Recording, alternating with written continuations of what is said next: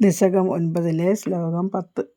തവൈവ കൃപയാ പുനഃസരസിജേന തേനൈവ സാഹ പ്രഗൽഭ്യ ഭുവനത്രയീം പ്രവവൃതേ പ്രജാനിർമ്മിതൗ തഥാവിധ കൃപാഫരോ ഗുരുമരുത്പുരാധീശ്വരാ ത്വമാശു പരിപാഹി മാം കുരുദയോക്ഷിതൈരീക്ഷിതൈഃ.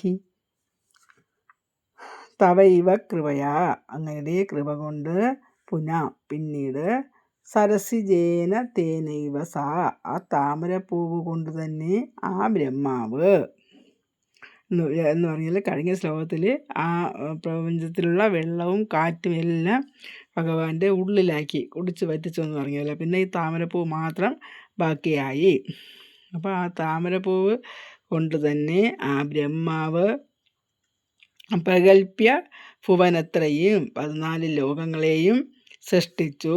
ഭുവനത്രയും 3 ഭവനങ്ങൾ, 14 ലോകങ്ങളെയും സൃഷ്ടിച്ചു. പ്രവവൃതേ പ്രജകളെ സൃഷ്ടിക്കാൻ, പ്രവവൃതേ പ്രജാനിർമ്മിതവും പ്രജകളെ സൃഷ്ടിക്കാൻ വ്യാപൃതനായി.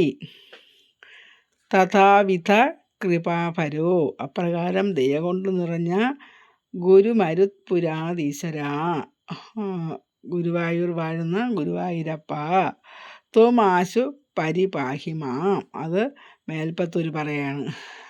ഇങ്ങനെയൊക്കെയുള്ള ഈ ഗുരുവായൂരപ്പ എന്നെയും രക്ഷിക്കണേ. കുരുദയോക്ഷിതൈരീക്ഷിതൈ കരുണാദ്രമായ കടാക്ഷങ്ങളാൽ നിന്തിരുവടി വേഗം എന്നെയും രക്ഷിക്കണമേ എന്നാണ് ഈ ശ്ലോകത്തിൽ മേൽപ്പത്തൂർ പറയുന്നത്.